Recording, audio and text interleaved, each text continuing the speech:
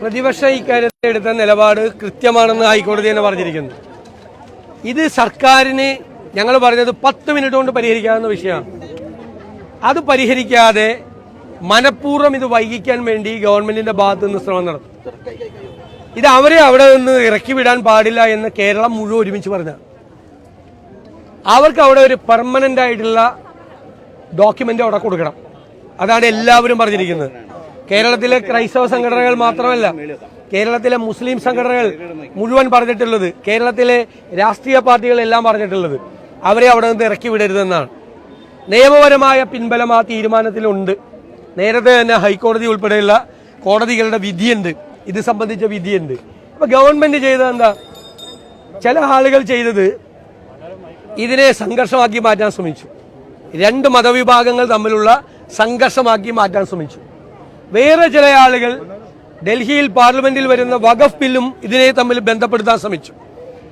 അതിന്റെ എല്ലാം പുറകിൽ ദുരുദ്ദേശം ഉണ്ടായിരുന്നു, 2 മതവിഭാഗങ്ങൾ തമ്മിലുള്ള സംഘർഷം ഉണ്ടാക്കാൻ. ആ ആഗ്രഹക്കാർക്ക് കൊടപിടിച്ചു കൊടുക്കുകയാണ് കേരള സർക്കാർ ചെയ്തത്. മനഃപൂർവ്വം അത് വൈകിപ്പിച്ചു. പെട്ടെന്ന് തീരുമാനമെടുത്താൽ കാര്യങ്ങൾ തീർന്നു പോകും, അവർക്ക് പൂർണ്ണമായ സംരക്ഷണം കിട്ടും. അതിനുവേണ്ടി 10 മിനിറ്റ് കൊണ്ടെടുക്കേണ്ട തീരുമാനത്തെ വഖഫ് ബോർഡിനെ കൊണ്ട് കുഴപ്പമുണ്ടാക്കിച്ച്, പ്രശ്നമുണ്ടാക്കിച്ച് അത് നീട്ടിക്കൊണ്ടുപോയി. ഇപ്പൊ ഈ കമ്മീഷൻ വച്ച കാലാവധി ഇപ്പൊ എന്താ കോടതി പറഞ്ഞിരിക്കുന്നത്? വേണമെങ്കിൽ ട്രൈബ്യൂണലിൽ പോയാൽ പോരെ. ഇപ്പൊ നിയമപരമായി ഒരു ആശയവിനിമയം നടത്താതെ എന്തിനാണ് സംസ്ഥാനത്തെ അഡ്വക്കേറ്റ് ജനറൽ ഉൾപ്പെടെ ഗവൺമെന്റ് പ്ലീഡർമാരും സർക്കാർ ഡൽഹിയിൽ നിന്ന് ലക്ഷക്കണക്കിന് രൂപ, കോടിക്കണക്കിന് രൂപ കൊണ്ടുവരുന്ന അഭിഭാഷകരുമില്ലേ, ആരോടും ആലോചിക്കാതെ ഒരു പൊളിറ്റിക്കൽ ഡിസിഷനാണ് എടുത്തത്. ആ തീരുമാനം തെറ്റാണ്. ഇനിയെങ്കിലും സർക്കാർ വേറെ തെറ്റായ വഴികൾക്ക് പോവാതെ എല്ലാവരും സമ്മതിച്ചിട്ടുള്ള ഒരു കാര്യം, അവിടെ താമസിക്കുന്ന ആളുകൾക്ക് ഒരു പെർമനന്റ് ടൈറ്റിൽ, സ്ഥിരമായ ഒരു ടൈറ്റിൽ, ഇനി യാതൊരുവിധ വ്യവഹാരങ്ങളും ഉണ്ടാകാത്ത തരത്തിൽ എല്ലാത്തിനും പരിഹാരമായിട്ടുള്ള ഒരു നടപടി ഗവൺമെന്റ് സ്വീകരിക്കണം. ഗവൺമെന്റ് കാണിച്ച കള്ളക്കളിയാണ് ഇപ്പോൾ കോടതി വിധിയിലൂടെ പുറത്തു വന്നിരിക്കുന്നത്. തിരക്ക് പിടിച്ച് ഇങ്ങനെ ഒരു നടപടി എടുക്കാനുള്ള കാരണം എന്തായിരിക്കും? കാരണം വെച്ചാൽ അതൊരു വിഷയം പരിഹരിക്കുക എന്നൊരു ആത്മാർത്ഥത ഇല്ലാത്തത് കൊണ്ടാണോ? എന്താണ്? ഞാൻ അന്ന് അത് തന്നെയാണ് പറഞ്ഞത്, നിങ്ങളുടെ റെക്കോർഡിലുണ്ടാവും. അന്ന് അത് തന്നെയാണ് പറഞ്ഞത്. വൈകിക്കുക, വിഷയം വൈകിപ്പിച്ചു കൊണ്ടുപോവുക. ആ വിഷയം വൈകിപ്പിച്ചു കൊണ്ടുപോയാൽ സമൂഹത്തിലൊരു സംഘർഷം ഉണ്ടാകും എന്ന ചിലരുടെ അജണ്ടയ്ക്ക് സർക്കാർ കൂടി കൊടപിടിച്ചു കൊടുത്താണ് ഈ കാഴ്ച. അല്ലാതെ തീർക്കാനുള്ള വഴിയൊക്കെ ഞങ്ങൾ പറഞ്ഞിട്ടുണ്ടല്ലോ, വളരെ എളുപ്പത്തിൽ തീർക്കാം. എല്ലാ വിഭാഗം ആളുകളും ഒറ്റ വാക്കാണ് പറഞ്ഞിരിക്കുന്നത്, അവരെ അവിടെ നിന്ന് ഇറക്കി വിടരുതെങ്കിൽ അവർക്ക് പെർമനന്റ് ടൈറ്റിൽ കൊടുക്കണം. അത് കൊടുക്കാൻ സർക്കാരിനെ കൊണ്ട് പറ്റും. നിയമപരമായ പിൻബലം അതിനുണ്ട്. അത് ചെയ്യാതെ ഇത് വൈകിപ്പിച്ചു കൊണ്ടുപോയി കുഴപ്പമുണ്ടാക്കാൻ വേണ്ടിയിട്ടാണ് ഗവൺമെന്റ് ശ്രമിച്ചത്. ഈ ആശാവർക്കർമാരുടെ സമരത്തിലേക്ക് വന്നാൽ പ്രതിപക്ഷത്തിന്റെ അഭിപ്രായം എന്താണ്? ഇത് എങ്ങനെയാണ് പരിഹരിക്കേണ്ടത്? പരിഹരിക്കാതെ മുമ്പോട്ട് പോകാനാവില്ലല്ലോ. ഇത് ഞങ്ങൾ നിയമസഭയ്ക്കകത്തും നിയമസഭയ്ക്ക് പുറത്തും മുഖ്യമന്ത്രിയോട് നേരിട്ട് ഞാൻ പറഞ്ഞല്ലോ, മുഖ്യമന്ത്രിയാണ് ഇതിൻ്റെ അകത്ത് മുൻകൈ എടുക്കേണ്ടത്. മുഖ്യമന്ത്രി കർണാടകയിൽ ഫ്രീഡം പാർക്കിൽ സമരം നടത്തുകയായിരുന്നു ആശാവർക്കർമാർ. കർണാടക മുഖ്യമന്ത്രി 4ാമത്തെ 5ാമത്തെ ദിവസം അവരെ ചർച്ചയ്ക്ക് വിളിച്ചു. എന്നിട്ട് അവരുടെ ഓണറേറിയം 10,000 രൂപയ്ക്ക് വർദ്ധിപ്പിച്ചു കൊടുത്തു. എന്നിട്ട് സംസ്ഥാനത്തെ ഹെൽത്ത് കമ്മീഷനോട് പറഞ്ഞു, പോയി ഫ്രീഡം പാർക്കിൽ പോയി സർക്കാരിന്റെ തീരുമാനം അറിയിക്കാൻ. അവർ കൈയടിച്ച് അഭിവാദ്യം ചെയ്ത് ആ സമരം അവസാനിപ്പിച്ചു. കേരളത്തിലെ മുഖ്യമന്ത്രി, കേരളം സമരങ്ങളുടെ നാടല്ലേ, കമ്മ്യൂണിസ്റ്റ് മുഖ്യമന്ത്രിയല്ലേ. ഇന്നലെ അദ്ദേഹം എന്താ പറഞ്ഞത്? സമരം ചെയ്തല്ല നേടിയെടുക്കേണ്ടതെന്ന്. അതാണ് ഞാൻ പറഞ്ഞത്, ഇവർ കമ്മ്യൂണിസ്റ്റ് അല്ല, ഇപ്പോൾ ഇവര് തീവ്ര വലതുപക്ഷ ലൈനാണ്.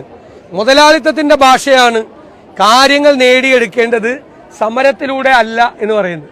ഒരു കമ്മ്യൂണിസ്റ്റ് മുഖ്യമന്ത്രി അത് പറഞ്ഞപ്പോൾ ഞാൻ വിസ്മയിച്ചില്ല, പക്ഷെ നാട്ടിൽ ഒരുപാട് പേര് വിസ്മയിച്ചു.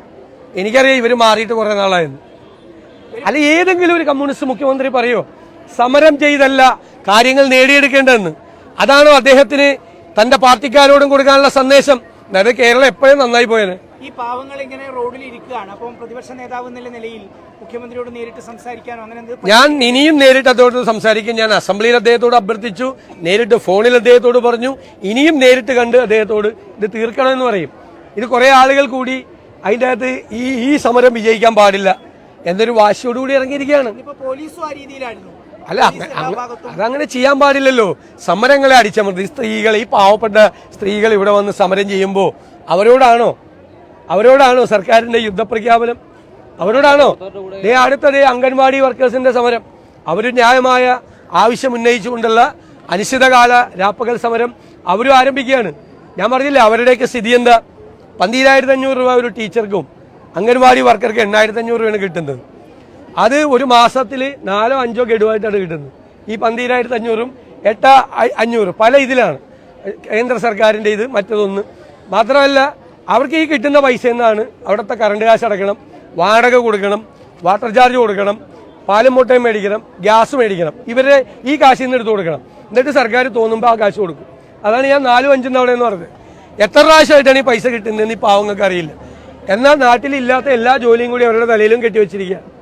അതാണ്. അപ്പോൾ അവർ ന്യായമായ സമരം ചെയ്യുമ്പോൾ ആ ന്യായമായ സമരത്തിന്റെ കൂടെയാണ് ഞങ്ങൾ. ഈ ഗവൺമെന്റ് ഇതിനെല്ലാം പരിഹാരം ഉണ്ടാക്കുമെന്ന് ഞങ്ങൾ നോക്കട്ടെ.